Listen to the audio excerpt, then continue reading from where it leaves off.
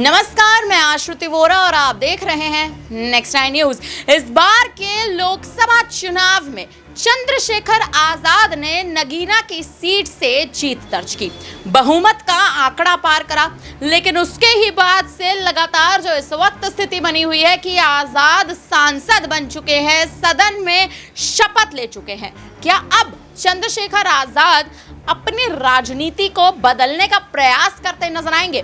इस बार सांसद की शपथ लेने के बाद चंद्रशेखर आजाद ने पिछड़े वर्गों के लिए, दलितों के लिए तमाम बड़े मुद्दे उठाते नजर आए, आवाज उठाते नजर आए। चंद्रशेखर आजाद की आवाज पूरे सदन में गूंजी और जिस हिसाब से संसद में आजाद ने तमाम बड़े बयान दिए हैं, इससे इतना तो साफ होता है कि अब आजाद आने वाले समय में अपनी रणनीतियों को बदलते नजर आ सकते हैं, अपनी रणनीतियों पर काम करते नजर आ सकते हैं।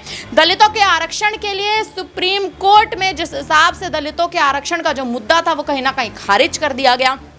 जो मांग थी, जो याचिका थी, वो खारिज कर दी गई, जिसके बाद बड़ा झटका आजाद को लगा, बड़ा झटका मायावती को भी लगा। अब की जो स्थिति है वो लगातार बदलती नजर आ रही है और उस बदलती स्थिति का अहम कारण ये बताया जा रहा है कि चंद्रशेखर आजाद ने इस बार के संसद में, इस बार के मानसून सत्र जो अब अनिश्चित काल के लिए स्थगित कर दिया गया है, यानी अब अगली जो कार्यवाही है वो एक अगली निर्धारित तारीख पर होती नजर आएगी। लेकिन आजाद ने जिस हिसाब से SC ST का, पिछड़ों का, दलितों का जो मुद्दा उठाया है, ये मुद्दा अब सुर्खियों में बनता जा रहा है। कारण ये भी कहीं ना कहीं नजर आ रहे हैं क्योंकि लगातार सुप्रीम कोर्ट से दरख्वास्त लगाई जा रही है, याचिकाएं दायर करी जा रही हैं कि दलितों के लिए और पिछड़े वर्गों के लिए आरक्षण जो है वो कहीं ना कहीं निर्धारित कर दिया जाए, लेकिन आरक्षण नहीं मिल रहा। और आजाद ने जिस तरह से इस बार आरक्षण का मुद्दा संसद में उठाते चंद्रशेखर आजाद कहीं ना कहीं नजर आए, अब की जो स्थिति है वो आजाद के लिए कैसे आने वाले समय में पलटती नजर आ सकती है, इस पर सबका ध्यान अब केंद्रित है। आप पहले अब संसद से आजाद का ये बयान सुन लीजिए कि आखिर सदन में आजाद क्या बोलते नजर आए, कैसे बोलते नजर आए और किस हिसाब से सुप्रीम कोर्ट की तमाम अर्जियों को खारिज करते नजर आए। जिस हिसाब से दलितों के लिए आवाज उठा रहे हैं, क्या वो चंद्रशेखर आजाद आने वाले समय में उत्तर प्रदेश की राजनीति में एक अहम चेहरा बन सकते हैं? ये जानने से पहले आप उनका ये बयान सुनिए बयान। मैं अपने क्षेत्र से शुरुआत करूंगा।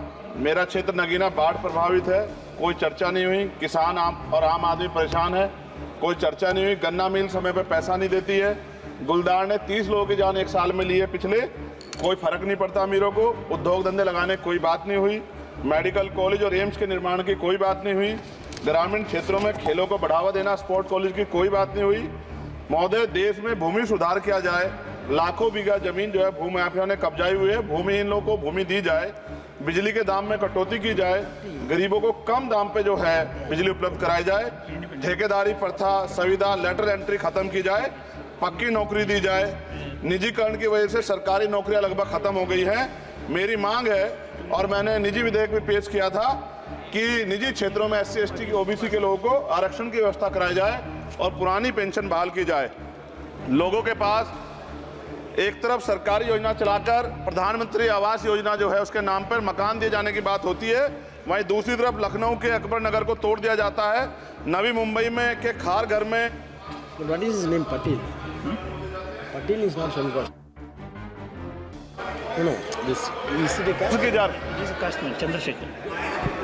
No, this Patil. माइक नहीं है सर, बंद कर रहे हो sir? Independent. This is independent. आ गया। धन्यवाद। हमारे लोग सर आर्थिक रूप से बड़े कमजोर हैं और 2 अप्रैल 2018 के मुकदमों के लिए कई बार सरकार से बात हुई, वापस नहीं हुई, उनको वापस कराया जाए। भीमा को वकीलों को बहुत पैसे लगते हैं सर। भीमा कोरेगांव में 3000 लोगों पर मुकदमे हुए थे महाराष्ट्र में, वो वापस नहीं हुए। पुणे में दीक्षा भूमि जो हमारा गौरव है उसका वहाँ पार्किंग बना के उसको अपमानित किया जा रहा है, इसको बंद कराया जाए। पेट्रोल पंप के जो डीलर्स मार्जिन है वो 2017 से नहीं बढ़ा सर, इसका असर ग्राहकों पे पड़ता है, इसका असर जो है पेट्रोल पंप के नेटवर्क सुचारू रूप से चलाने पे पड़ता है। डीजल मार्जिन की बढ़ोतरी ना होने से हजारों कर्मचारी, लाखों कर्मचारी जो वहाँ काम करते हैं उनके जीवन पर असर पड़ रहा है। सहारा का में 10 करोड़ जमाकर्ता का लाखों करोड़ों रुपए जमा है। कंपनी बंद हो जाने के कारण 10 लाख से ज़्यादा एजेंट बेरोजगार हो रहे हैं, नौकरी कहीं है नहीं। भुगतान ना होने के कारण जमाकर्ताओं के द्वारा एजेंट पर जबरदस्ती भुगतान कराने का दबाव बनाया जा रहा है, जिसके कारण 5000 से ज्यादा एजेंटों ने आत्महत्या कर ली है। सभापति महोदय, उत्तर प्रदेश देश का सबसे बड़ा सूबा है, उसको इस बजट में कुछ नहीं मिला और बहुत सारे मेंबर, 80 के लगभग हम मेंबर जो है उत्तर प्रदेश जीत के आए, ना के बराबर मिला। यूपी में 25 करोड़ से ज्यादा आबादी है, उत्तर प्रदेश के अंदर 5 किलो राशन सरकार दे रही है, लेकिन जीवन जीने के लिए काफी नहीं है। और भी बुनियादी सुविधाओं की जरूरत पड़ती है। अगर इज्जत की जिंदगी चाहिए, उसके लिए सरकार के पास कोई उपाय नहीं है। यूपी जब एक बड़ा राज्य है, लेकिन यूपी में भाजपा सरकार की विकास गति बहुत धीमी है। हमारी सरकार से, केंद्र की सरकार से मांग है, हमें यूपी की सरकार की चिंता नहीं है, लेकिन यूपी की जनता की चिंता है। मैं मांग करता हूं कि यूपी को 4 भागों में विभाजित किया जाए। डॉक्टर बाबा साहब अम्बेडकर ने कहा था 1995 में, उनकी बुक है थॉट्स ऑफ लिंग्विस्टिक स्टेट, किताब में कहा था राज्य जितना छोटा होगा, राज्य की प्रगति उतनी होगी, जनता को रोजगार मिलेगा और जनता का जीवन संपन्न होगा। मोदी, एक बात मुझे आपसे कहनी है, आपने भी ये विषय उठाया था जब आप अपनी बात रख रहे थे, शेड्यूल कास्ट के साथ जो धोखा किया गया सुप्रीम कोर्ट के जरिए, आप इस बात को इस तरह समझे, 1.5 साल पहले मैंने मांग की थी, अगर इतना हितैषी हमारे लोग होते तो जब ईडब्ल्यूएफ 10% दे सकते हैं तो 5% शेड्यूल कास्ट के उन जातियों को दिया जा सकता था, लेकिन दृढ़ संकल्प और इच्छा शक्ति नहीं है गरीबों के उत्थान की। साथ साथ ओबीसी की जातियां, उनको भी दिया जा सकता था। ये जो हमारे साथ खेल किया गया है, ये खेल जो है, इसमें बहुत गुस्सा है। सरकार को संज्ञान लेना चाहिए और सत्ता और विपक्ष दोनों जो है अपना स्टैंड क्लियर कर दें, क्योंकि दलित समाज, आदिवासी समाज इसको देख रहा है। वो भूलेगा नहीं, जो उनके गले काटने काम करेगा उनको भूलेगा नहीं। और साथ साथ एक जो मेरी पर्सनल है सर, अभी मैं सुबह से प्रयास कर रहा था कि विनेश के लिए बोलूं, जब उसको डिस्क्वालीफाई किया गया, विनेश या नहीं, लेकिन ऐसा लगा जैसे हमें चाकू घुसेड़ दिया गया। मेरे आज भी याद है, उस प्रोटेस्ट में मैंने रातें काटी हैं और 4-4 गोली खाई मैंने।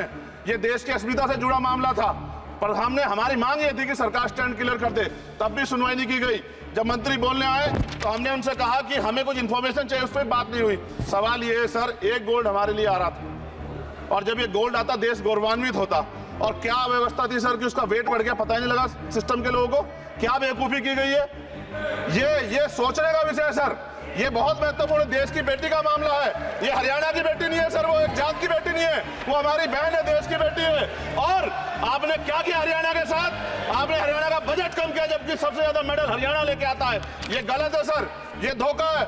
हमें इस बात की तकलीफ है कि विनेश जो है देश का नाम गौरवान्वित करती, इस देश का नाम बढ़ाती, लेकिन आज जो है अपमान का सामना करना पड़ रहा है। जब हमारे हितों की बात होगी, हम जो है समझौता कर सकते हैं, लेकिन जब देश के हितों की बात होगी, बाबा साहब अम्बेडकर ने कहा था हम प्रथम और अंत्य भारतीय हैं। जब देश हितों की बात होगी, महिला हितों की बात होगी, महिला सम्मान की बात होगी, हर हम कीमत चुका देंगे। सरकार के मंत्री ने क्या कहा कि हमने इतने पैसे दिए, एहसान क्या खैरात दी क्या आपने कोई? खत्म कर रहा हूं सर, खैरात दी क्या आपने कोई? इससे ज्यादा पैसे हम आपको दे देंगे, लेकिन आपको चाहिए था कि इस मामले को संभालते और देश का सम्मान बढ़ाते। आपने लापरवाही बरती, इसका खामियाजा हमें भुगतना पड़ा। मैं आपसे आग्रह करूंगा कि जब वो बेटी देश लौटे सर, जब वो बेटी देश लौटे, रुक जाओ प्लीज, प्लीज, जब वो बेटी देश लौटे, मैं आपसे आग्रह करूंगा कि स्पीकर सर यहां बुला के उसका सम्मान करें। हम सब लोग, वो देश की बेटी है सर, देश के लिए गोल्डन गर्ल है वो, उसका सम्मान यहां किया जाए सर, हमें चाहते हैं। बहुत बहुत धन्यवाद, आपने बात रखने का मौका दिया। महिला विरोधी चुप रहे, थैंक यू। कोई महिला विरोधी नहीं बोलेगा बीच में। तो सुना आपने चंद्रशेखर आजाद ने किस हिसाब से बेबाक तरह से पूरे सदन में बड़ा बयान दिया है। साफ तौर पर कहते नजर आए हैं कि आरक्षण दलितों को और पिछड़े वर्गों को मिलना बेहद ज़रूरी है। अगर आरक्षण नहीं मिलेगा तो आने वाले समय में जो दलित वर्ग हैं, जो पिछड़ा वर्ग है, ये कहीं ना कहीं छिटकते नजर आएंगे। और इस बार के लोकसभा चुनाव में भी अगर आप देखें और अगर आप थोड़ा गौर करें तो इस बार के लोकसभा चुनाव में भी भारतीय जनता पार्टी और तमाम जो विपक्षी गठबंधन भी है, वो इन्हीं दलित और पिछड़े वर्गों को साधने की तमाम अहम रणनीतियां बनाता नजर आ रहा है। लेकिन सुप्रीम कोर्ट का एक निर्णय, एक फैसला और कहीं ना कहीं दलितों के लिए और SC/ST का आरक्षण लगातार खारिज होने की जो स्थिति है वो बढ़ती जा रही है। चंद्रशेखर आजाद की बात कर ली जाए तो नगीना की सीट से इस बार के लोकसभा चुनाव में आजाद ने बहुमत के साथ जीत दर्ज की थी, लेकिन बहुमत का आंकड़ा आजाद पार करे और विपक्षी गठबंधन में हलचल मचती नजर आ गई। भारतीय जनता पार्टी NDA के खेमे में हलचल बढ़ गई। आने वाले समय में आजाद अब किस तरह से अपनी रणनीतियों पर काम करते नजर आएंगे, बतौर एक सांसद कैसे अब पेश होते नजर आएंगे और दलितों के मसीहा कहलाए जाने वाले चंद्रशेखर आजाद की आखिर आने वाले समय में राजनीति में क्या भूमिका रहेगी, ये देखना बेहद दिलचस्प मानने वाला है। फिलहाल अब इस पर आप क्या कहेंगे, कमेंट करके जरूर बताइएगा। तमाम बड़ी खबरों के लिए बने रहिए हमारे साथ, देखते रहिए नेक्स्ट 9 न्यूज़। धन्यवाद।